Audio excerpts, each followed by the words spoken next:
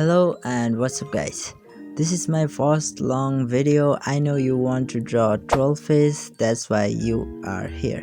I will try to guide you with the easy steps, so let's start it. At first you need a pencil, eraser and any type of pens and also a paper. First use the pencil lightly.